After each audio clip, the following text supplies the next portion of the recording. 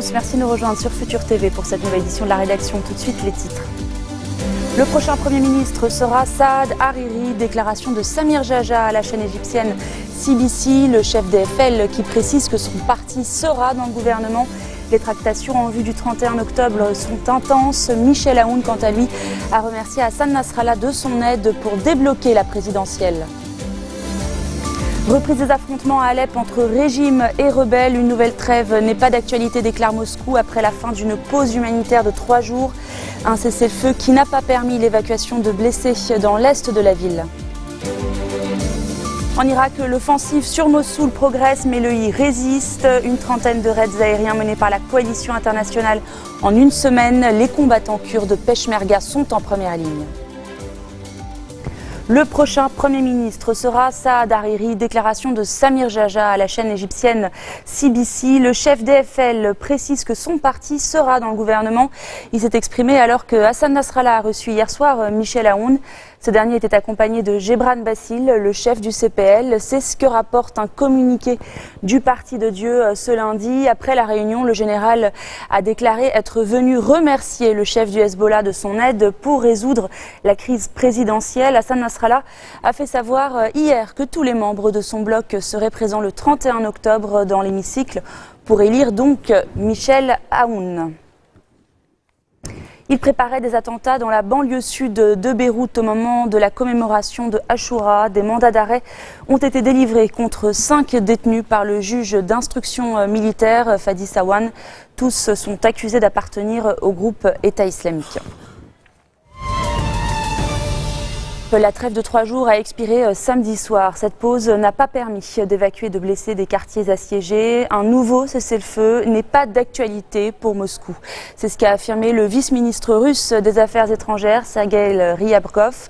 Les affrontements ont donc repris entre les forces du régime et les rebelles. Des affrontements donc à Alep Ouest ainsi qu'à Alep Est, où des roquettes et des obus se sont abattus, et de l'autre côté de la ville, donc à Alep Est, des tirs d'artillerie et des frappes aériennes ont été menées selon l'Observatoire syrien des droits de l'homme.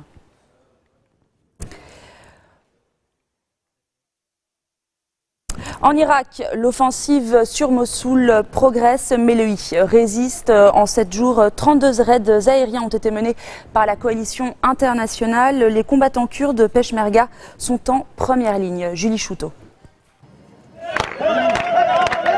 Dans ce village à quelques kilomètres au sud de Mossoul, les soldats sont accueillis en héros. Comme plus d'une cinquantaine de villes et hameaux des environs, ce village a été repris aux mains des djihadistes. Le groupe État islamique s'effondre. Aujourd'hui, leur morale est très bas. Sur les visages des soldats et des civils qui sont avec nous, vous pouvez voir que le moral est très bon. Et je pense que oui, c'est la fin du groupe État islamique. Dernière victoire stratégique, la reprise de Bashika, à 9 km à peine à l'est de Mossoul. 2 villes chrétiennes ont aussi été reconquises, Bartella et Karakosh. Armée irakienne et Peshmerga avancent sur les fronts sud et est de Mossoul, mais le groupe État islamique résiste. Ici, près de Bashika, les combattants kurdes arrêtent une voiture piégée.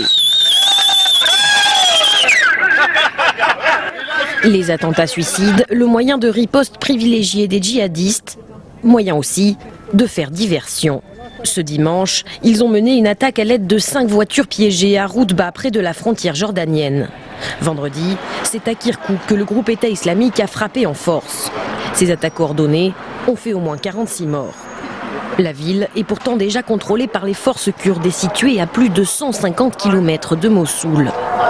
Depuis, la traque des djihadistes s'organise dans la ville. Au moins 50 d'entre eux auraient été tués selon les autorités. 3 jours de deuil national décrété au Qatar après la mort de Khalifa Ben Ahmad Al Thani. L'ancien émir est décédé hier à l'âge de 84 ans. A tout de suite.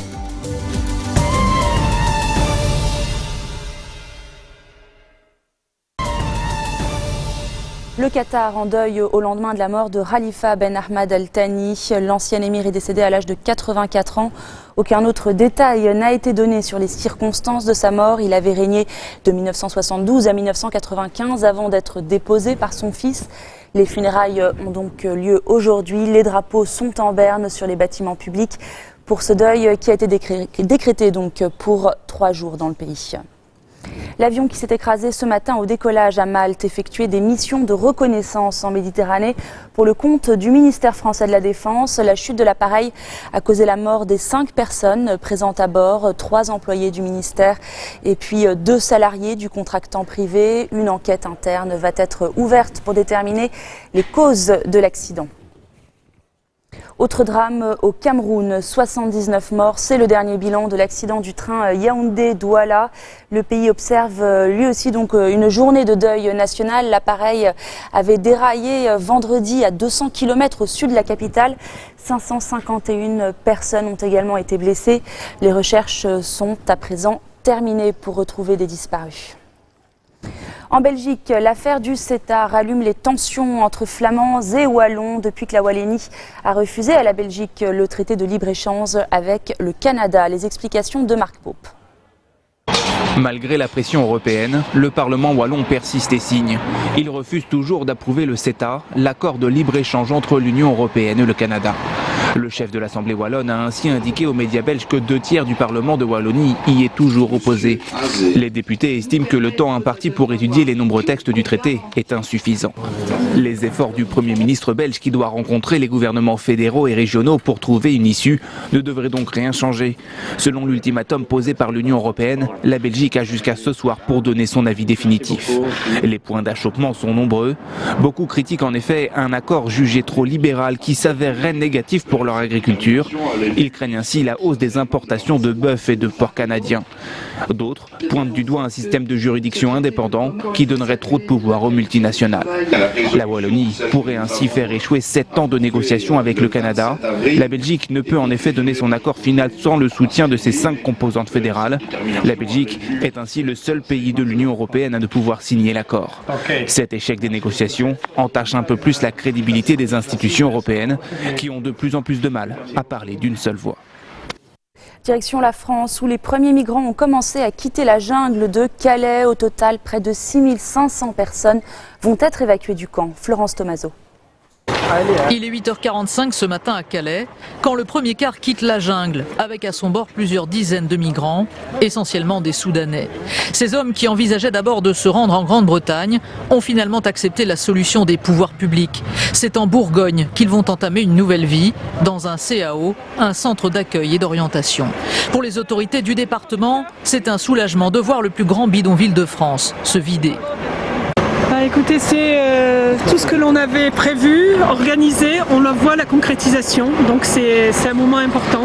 C'est les premières 50 personnes qui sont mises à l'abri. Voilà, donc c'est un moment important. On voit que ça y est, maintenant toute la file fonctionne et jusqu'à l'arrivée en CAO.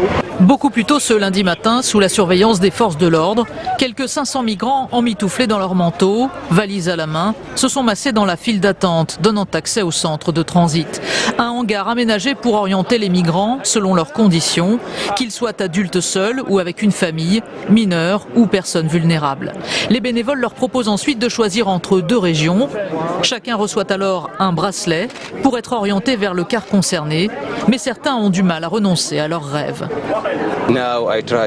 J'essaye par tous les moyens d'aller en Angleterre, mais je n'ai pas la possibilité de m'y rendre, car la police française ne peut pas nous autoriser à aller au Royaume-Uni. Ce lundi, 60 cars doivent quitter Calais. Le processus durera toute la semaine. Dans le même temps, la jungle sera petit à petit démantelée. Au total, 452 centres répartis dans 12 régions vont accueillir plusieurs milliers de migrants. Une opération qualifiée d'humanitaire par le gouvernement. C'est la fin de cette édition. Tout de suite, le rappel des titres. Le prochain Premier ministre sera Saad Hariri. Déclaration de Samir Jaja à la chaîne égyptienne CBC. Le chef d'EFL qui précise que son parti sera dans le gouvernement. Les tractations en vue du 31 octobre sont intenses. Michel Aoun, quant à lui, a remercié Hassan Nasrallah de son aide pour débloquer la présidentielle. Reprise des affrontements à Alep entre régimes et rebelles, une nouvelle trêve n'est pas d'actualité, déclare Moscou après la fin d'une pause humanitaire de 3 jours, cessez-le-feu qui n'a pas permis l'évacuation de blessés dans l'est de la ville. En Irak, l'offensive sur Mossoul progresse, mais le I résiste. Une trentaine de raids aériens menés par la coalition internationale en une semaine. Les combattants kurdes Peshmerga sont en première ligne. Merci de votre attention. Retrouvez-nous tous les jours à 16h40, heure de Beyrouth. Très bonne soirée.